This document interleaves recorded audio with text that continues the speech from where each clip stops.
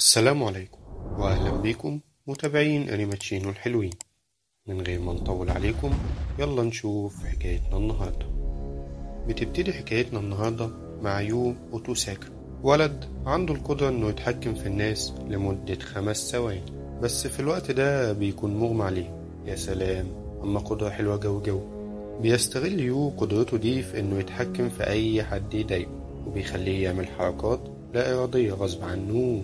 وكمان بيقدر يستغل قدرته دي في إنه هو في أي امتحان بيسيطر على دماغ العيال الدحيحة اللي معاه وياخد كل الإجابات اللي في دماغه، وده طبعا اللي بيخليه بيطلع من أوائل المدرسة وهو أصلا فاشل. وعشان كده بيقدر إنه يقدم في مدرسة كبيرة وحلوة عاملة كده زي مدارس المتفوقين بتاعتنا، وبيكون عندهم حاجة عاملة زي اختبارات القبول كده، فبرضه بيقدر إنه يتحكم في دماغ العيال ويطلع من الأوائل. وكمان المدرسة بتكرمه وتخليه يقول كلمة للعيال علشان يحفزهم ويبقى قدوة ليهم، غلبانين ما يعرفوش حاجة. بينزلوا بعد كده للفسحة عند عم خليل القزعة، وبيشوف يو بنت زميلته في المدرسة وبيعجب بيها جدا، وبيقول خلاص دي بقت أم العيال.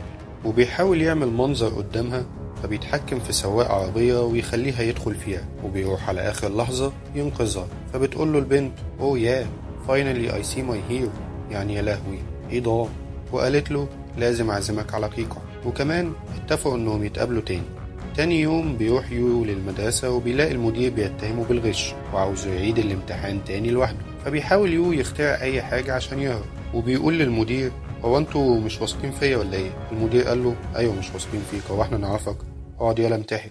فبيضطر يو انه يقعد ويمتحن، وبيبص للأسئلة وبيلاقي نفسه متنح لها ولا يعرف ألف من كوز الدور أصلا. وساعتها بيفكر انه يتحكم في دماغ المدير، وبيقول اكيد عارف الاجابات، وبيتحكم فعلا في دماغه، لكن زي ما بيروح زي ما بيجي. وبعد ما بيرجع لطبيعته بيلاقي بنت واقفة جنبه بتصوره، وبنكتشف انها اصلا من مدرسة تاني واسمها توموري، وبتقول له انا عارفة عنك كل حاجة، وانك بتتحكم في الناس وانك بتغش. يو بيقول لها هذا كذب وافتراء، وبيطلع يجري. بس وهو بيجري بيلاقي واحد سريع جدا بيجري وراه وبيعكشه. وبتيجي توموري وبتقول له انت هتيجي مدرستنا عشان مدرستنا بتجمع كل اللي عندهم قوة خارقة. فبيقول لها على جثتي، وبيقوم عشان يضربها، لكنها بتختفي وبتعمل منه سندوتش كفتة. ودي بتكون قوتها انها تختفي لكن عن شخص واحد بس. بيروح يو بعد كده للبيت وبيلاقي اخته عامله له اكتر اكله مش بيحبها، وبتكون تقريبا كده عامله له عدس بالكاتشب ولا مش عارف ايه ده. المهم بيقعدوا ياكلوا، وبتقول لاخته انها حاسه انهم ليهم اخ تالت، فبيقول لها يو كفايه احلام احنا في الواقع.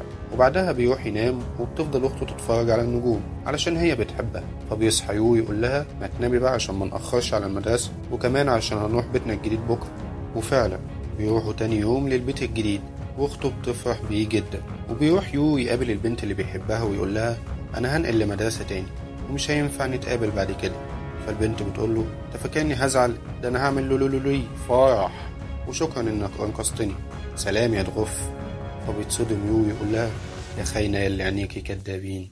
بعد كده وهو قاعد في البيت بيلاقي توموري والولد السريع واللي اسمه تاكاجو راحوا البيت وبيقولوا له احنا هنساعدك في العفش وبعدها تغدينا. وهما بيتكلموا بتدخل عليهم اخت يو وبتتعرف عليهم، وبتكون مبسوطة قوي بوجودهم. وبتقعد هي وتوموري مع بعض وبيساعدوا بعض في ترتيب البيت. فبتقول لها توموري بصي الحركة دي، وبتقعد تختفي وتظهر ويلعبوا مع بعض، والبنت مبسوطة قوي. لكن يو بيكون مش طايقهم وبيوزعهم بالطريقة. وبيلاقي اخته بتقول له انا مبسوطة قوي ان مدرستي جنب مدرستك، يعني كده هنروح مع بعض. فبيقول لها لا. وبينام يو وبيحلم بنفس الحلم اللي اخته بتحلمه، وهو انهم بيكونوا ماشيين ومعاهم شخص تالت، بس هو بيكون مش عارف مين ده. وبيصحى تاني يوم وبيروح مدرسته، وبيلاقي فعلا كل اللي موجودين فيها عندهم قوة خارقة، والمدرسة دي بتكون بتحميهم من اي حد ممكن يستغلهم. وبتقوله توموري انت مهمتك معانا يا بطل انك تدور على اي حد عنده قوة خارقة وتجيبه هنا للمدرسة. فبيقول لها الموضوع ده حبي كده لله والوطن ولا في بلابل؟ قالت له هنديك مكافأة. بعد كده بيتجمعوا مع بعض، وبيجي لهم واحد وبيعرفهم أماكن أصحاب القوى الخارقة دي، فبيفضلوا يجمعوا فيهم يوم ورا يوم حبيبي مجاني نوم. وبيكون من ضمنهم واحدة مغنية مشهورة اسمها يوسا، ودي بتكون قدرتها انها تحضر روح اختها الميتة، واللي برضه لما بتحضر بتستخدم قدرتها وهي زي الولاعة كده بتولع نار.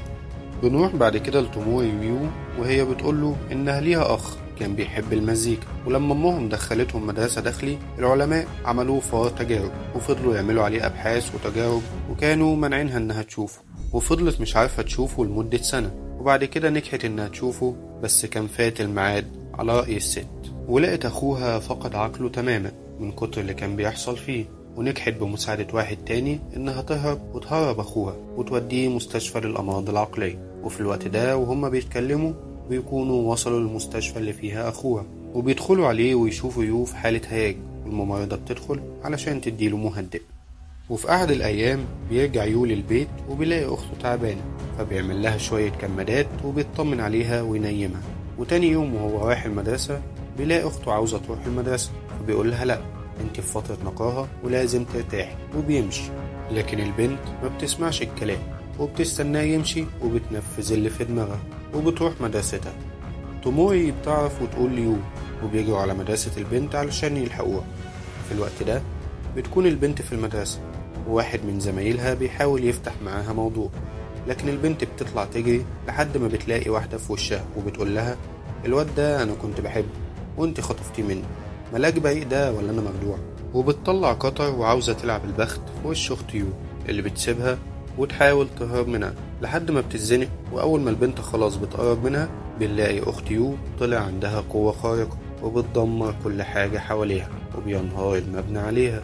في الوقت ده بيكون يو وصحابه وصلوا، لكن للأسف بيكون برضه على رأي الست فات الميعاد فات، وبتموت أخت يو اللي بيحزن عليها جدا، وبيدخل في حالة اكتئاب كبير وبيتقوقع جوه ذات نفسه، وبينزل يتخانق مع الناس في الشارع، وكمان بيتجه لسكة المخدرات. لكن فجأة بتظهر توموري وبتديله واحدة دبل كيك وبتقوله انت أقوى من المخدرات، اوعى تستسلم، أنا مراقباك من ساعة ما دخلت في حالة الاكتئاب دي ومش سايباك ومش هسيبك. يو قال لها ملكيش دعوة بيا وسيبيني في حالي، ولسه يديها بوكس في عينيها. البنت قالت له طب خلاص هسيبك، بس ناكل لقمة مع بعضينا كده وهو يبقى عيش وملح. بعد شوية تفكير مش كتير الواد وافق وراحوا سوا عشان ياكلوا، وبيلاقيها عاملاله نفس طبق العدس بالكاتشب اللي اخته كانت بتعملهوله وهو ما كانش بيحبه، فبيقعد ياكل وهو عمال يعيط ويفتكر اخته لحد ما خلص الطبق كله. توموري بتقوله واضح انك ما بتحبوش عشان كده مسحت الطبق كله. يو قعد يضحك، فقالت له كده خلاص، ضحكت يعني قلبها مال، معروف لازم ترجع معانا بقى. فعلا وافق يو ورجع للمدرسة، وبتقول له توموري إنها حجزت تذكرتين لحفلة موسيقية لفرقة هي وأخوها كانوا بيحبوها، وفعلا بيروح يو معاها. وأول لما الحفلة بتبتدي بيتصدم من الأغنية اللي شغالة، وبيقول أنا فاكر إني سمعت الأغنية دي قبل كده مع إنهم أول مرة يغنوها، وساعتها بيغمى عليه وبيفتكر كل حاجة في الماضي.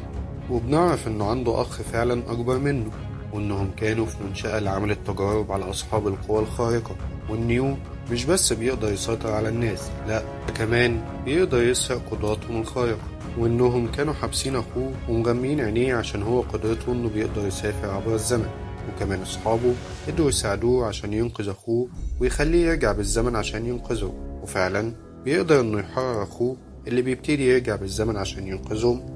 لكن كل مرة كانت بتحصل مشكلة فبيضطر يرجع من الأول، بس المشكلة إن كل مرة كان بيرجع فيها بالزمن كان نظره بيضعف واحدة واحدة. وفضل كده لحد ما آخر مرة عمل لهم مدرسة عشان يجمعوا فيها اللي عندهم قدرات خاصة، ونجحوا إنه ينقذ أخوه وأخته، وخلى واحد يمسح لهم الذاكرة بتاعتهم عشان ما يفتكروش أي حاجة، وفقد بصره تماما. وبيفوق يو وهو في المستشفى بعد ما افتكر كل حاجة، وبيدخل واحد عليه وبيقوله أخوك مستنيك، انت تقدر تنقذ أختك. وفعلا بيروح وبيقابل أخوه اللي بيقوله أنا فقدت بصري ومش هعرف أرجع بالزمن تاني، لكن انت تقدر. قال له ازاي؟ قال له أنا سعيد إنك سألتني السؤال ده، انت هتاخد قوتي وترجع بالزمن وتنقذها، سهلة وبسيطة. وفعلا رجع يو بالزمن وأنقذ أخته بعد ما أخد قوتها، وبيرجعوا تاني يعيشوا مع أخوهم اللي بيقول لهم لازم تفضلوا هنا عشان في جماعات بتدور عليكم وعاوزة تستغل قدراتكم. في الوقت ده الجماعات دي بيكونوا خطفوا توموري، فبيروح يو عشان ينقذها، وأول لما بيوصل المكان بيدوله واحدة في عينه بيفقعوا حاله، فبيضطر إنه يستخدم قدرة الانهيار اللي سرقها من أخته، وبيجيب المكان عليه وطيه. وبيجي أخوه وأصحابه وبينقذوه هو وتوموري وبيودوهم المستشفى. وبعد ما بيفوقوا بيروح يو لتوموري وبيقعد يفكر إنهم يلاقوا حل عشان يحاولوا يتصدوا للجماعات اللي بتستغل أصحاب القدرات الخاصة. فبتقول توموري ليو: إيه رأيك في إنك تسرق كل القدرات الخاصة من أصحابها، وبكده ميبقاش في حد عنده قوات خارقة غيرك؟ فبيقول لها يو خطة في منتهى الذكاء، بيرفكتو. وبيستعد فعلا عشان يبدأ رحلته في سرقة القدرات. لكن قبل ما بيمشي بيقول له توموري: أنا عاوزك تبقي أم العيال. توموري قالت له: هستناك تخلص مهمتك وترجع، ومش هتجوز ابن خالتي اللي جاي من الخليج. فعلا بيبدأ يو رحلته في سرقة القدرات الخاصة، بس من كتر القدرات اللي بقت عنده بدأ يصاب بالجنون ويفقد الذاكرة واحدة واحدة، لحد ما خلاص متبقاش غير واحد بس عنده قوة خارقة، وكده يو يبقى جمعهم كلهم. وفعلا بيروح وبياخدها منه، وبعدها بيفقد الوعي تماما. وبنلاقي طيارة فيها أخوه وأصحابه جاية تنقذه، وفعلا بياخدوه. وبيفوق يو في المستشفى وتوموري بتكون قاعدة جنبه، بس يو فقد الذاكرة تماما ومش فاكر أي حد. توموري بتقوله: أنا أم العيال المستقبلية واستنيتك. وبعد شوية محن بيفتكرها يو، وبتفرح توموري وبيعيشوا حياتهم في سعادة. وبكده تبقى خلصت حكايتنا النهاردة. متنسوش تعملوا لنا لايك وتسوي سبسكرايب يا اخوي، وتتكلص اني اخلص، يعني احنا كده خلصنا. الحلقة دي كتبها وسجلها ومنتجها وحط لها الحركات والتكات الألدغ اللي كان بيحكي لكم القصة. سلام.